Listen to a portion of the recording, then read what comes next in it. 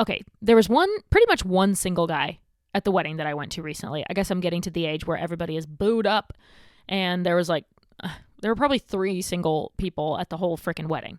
And there was one kind of handsome single guy at the wedding.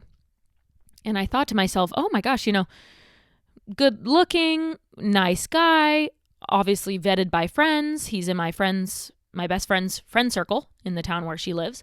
I was like, oh, this could be interesting. And I guess this is how you know that I'm just simply not ready for dating. But I couldn't even see him in that way because I'm so focused on myself right now. I'm not ready yet. And that's fine.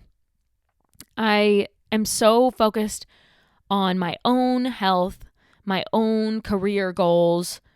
I've changed cities. I've gotten single. I've quit my job. I'm changing careers. Like, I'm starting this podcast. I'm doing so many different things for myself that I'm just not in a place where I can even think about bringing another human into my life.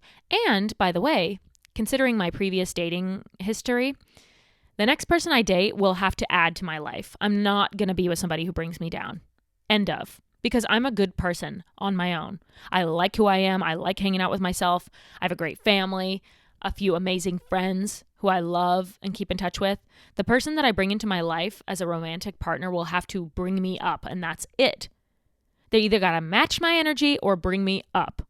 They're not going to bring me down. I'm not going to tolerate that anymore. I don't want my light to be dulled by somebody else. I only want to shine brighter. And the person that I bring into my life will have to do that, or at least match my energy. I'm not going to be pulled down by my partner. Period. Okay, so what I was saying with I keep bouncing around this topic, but the nervousness around that early flirtation. I mean, it's hard for me to, hopefully the sober people can relate to this, but it's hard for me to gauge like when it's flirtation and when we're just talking. I think that's partially because I've been in a relationship so long that I don't even know what flirting really is. I kind of forgot how to do that. And then it's like almost hard to tell if they're flirting with me or if we're just talking. Like, it's all confusing. And when alcohol was involved, I was flirty. I was like, touchy with people and able to like give a little smirk. And I think people would know when I'm interested. And now maybe it's due to the fact that I'm not ready, and maybe it's due to the fact that there's not alcohol in my system and I'm adjusting. But I'm not really given those flirty looks or in that flirty mode. I mean, at this stage, if somebody was going to accidentally walk into my life, they would have to pursue me pretty hard because I'm just like a deer in the headlights when it comes to flirtation. I'm like, are they flirting? I don't even know what's going on. It's like I don't even recognize that there's a flirtatious energy happening. It's weird. And yeah, like I said, I think that's highly due to the fact that I'm like so closed off right now. But they say that's when it always happens, is when you're least expecting it, least ready for it. And here I am, not ready. So where are you, Mr. Right? No, I'm just kidding. But yeah, so dating is going to be interesting.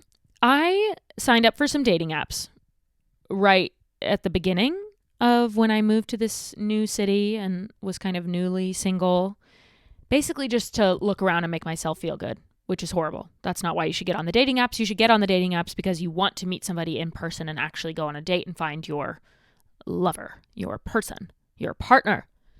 And I was going on just for like self-validation and to look around, see what's out there. No, that's not going to work. So I was on the dating apps for maybe a week, and then I deleted them all. Goodbye. I just had Hinge, I believe. And I deleted it after a week because I was like, what am I doing on here? I'm not actually interested in pursuing a relationship. If one falls into my lap, okay. I'll explore that. I'll cross that bridge when I get there. But I'm not actively looking to date. And I don't want to put myself out there and kind of like disappoint the people that are on there who are seriously looking for somebody.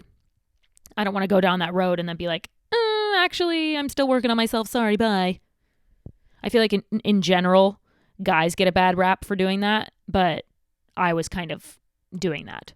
So I deleted the apps. Self-awareness, baby. I was like, I'm not ready. So I deleted them.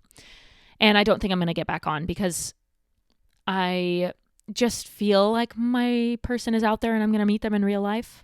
I just feel that way. And I also think that the topic of sobriety and the fact that I am sober is kind of intimidating to tell somebody like on a dating app before you even meet in real life. Or putting that label on yourself. Like on Hinge, they have all those tabs that say like, yes, you drink. No, you don't drink. Yes, you smoke. No, you don't smoke. I'm religious. I'm this political preference, So they have all these filters. And I don't really want to put on there right on my home page. They're getting to know me as a person and they see that I'm sober. Because yes, sobriety is a big part of my life. I have a podcast about it, for God's sake. It's obviously important to me and my journey. But am I defined by my sobriety? No. And I don't think that I don't know. I connect with the sober community in so many ways. In fact, the online sober community that I have found has been like my rock and the thing that keeps me going. And I love connecting with all you guys. But like I said earlier, we all get sober for different reasons. We all behave differently in sobriety. And I think a lot of times sobriety is tied with sitting at home and being a bit boring and you don't go out and you don't do fun things, which is not true, first of all.